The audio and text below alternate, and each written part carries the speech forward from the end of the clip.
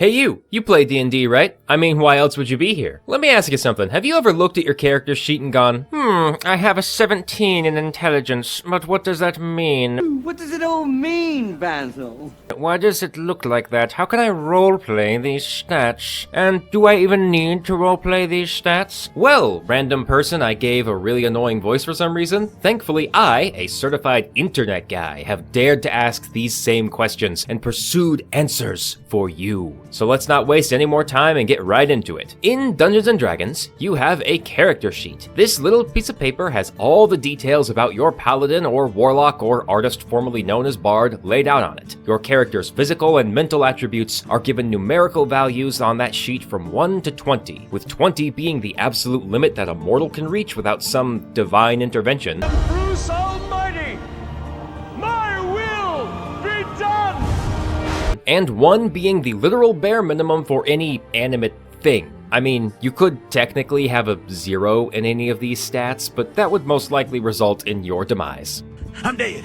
Like having 0 constitution or 0 riz. So what do these stats look like in the context of the game? Page 14 of the player's handbook does say to consider your ability scores when fleshing out the rest of the character. For example, a character with a high dexterity and low strength would generally be slim and lithe. Characters with high intelligence would know that tomatoes are fruit. Characters with high wisdom would understand not to put tomatoes into a fruit salad, yada yada. But what does that actually mean? What do these numbers mean? But what does it mean?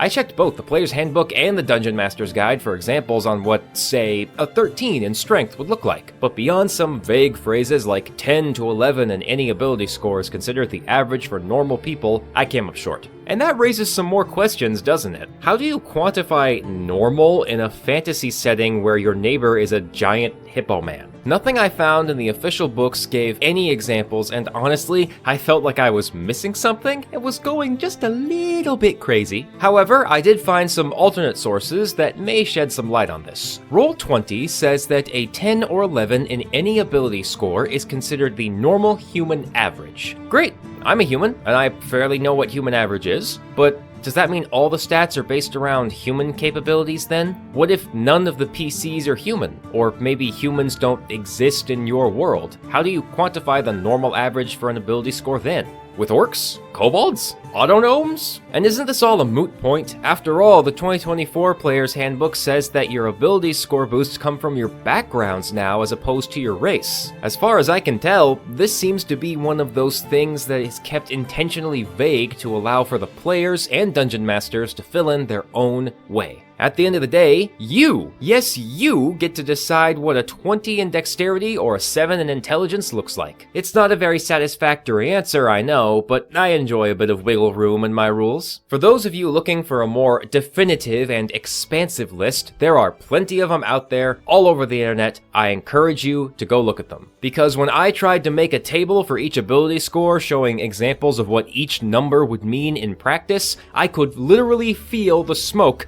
coming out of my ears. It is what it is. But I'm not without suggestions. Mine is to find comparisons within the game itself and go from there. For example, we all have some idea of how strong a lion is, right? Lions exist both in D&D and in the real world. And in D&D, they have a strength score of 17. So a barbarian with a 17 in strength should be able to wrestle a lion and win about 50% of the time. It's not perfect, but it works well enough, I think. Okay, so now we have some idea of what the stats and their numbers look like, but how do we roleplay them? How do we bring them to life at the table? If you're anything like me, you've run into the problem of having to act and speak in a way entirely different from yourself while at the game. My very first experience with Dungeons & Dragons was with my family. We played 4th edition and I was a paladin. Through a little bit of research, I learned that paladins were strong paragons of courage and honor who protected their allies and stood up to evil with righteous purpose. And I was a very scrawny, meek middle schooler who couldn't win a fight with a jellyfish. That disparity between game and reality is what attracted me to the paladin in the first place. But when you play a character who is the opposite of you,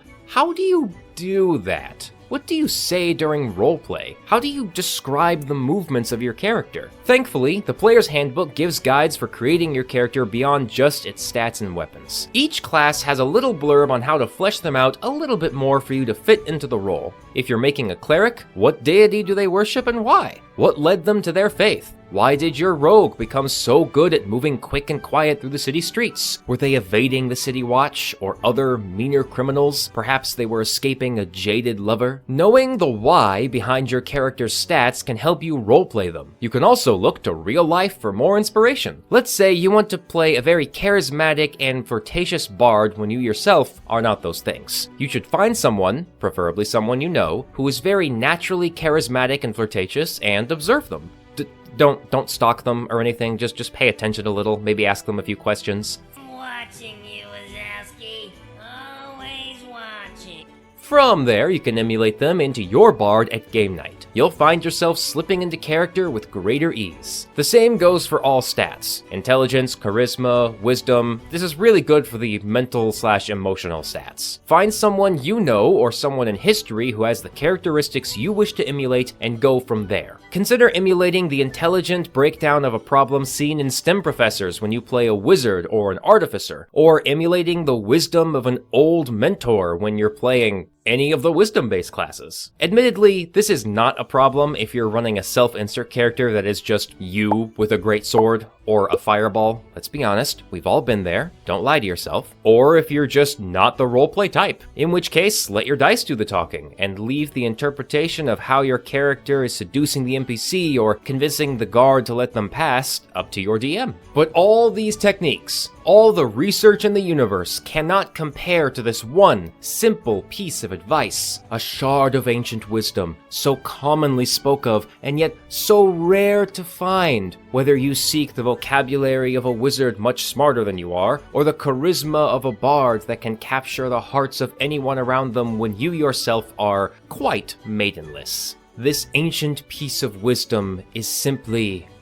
just don't worry about it. Relax, friend. D&D is a game. At the end of the day, it's all about fun. As long as you follow the rules and don't ruin anyone else's good time, who cares if your role-playing doesn't align perfectly with the numbers on your character sheet? You are playing a game with your friends, I hope, and friends aren't Hollywood directors. They're not gonna demand Oscar-worthy performances out of you. So no matter how you choose to roleplay, make sure you're having a good time. I hope you gained something out of my ramblings today, and if you didn't, I hope you at least had some fun. Be sure to like and subscribe, it helps the channel immensely. Check out my other videos. Leave a comment down below on how you like to roleplay your characters. A special thanks to all my wonderful patrons who keep content like this coming. You can see I put you under the friends and allies of my character sheet. You can sign up for Patreon at any time and get some awesome perks, and you can also cancel at any time. Now, if you'll excuse me, I need to hit the gym and figure out how many, stamina potions can overdose someone with like a 12 in Constitution.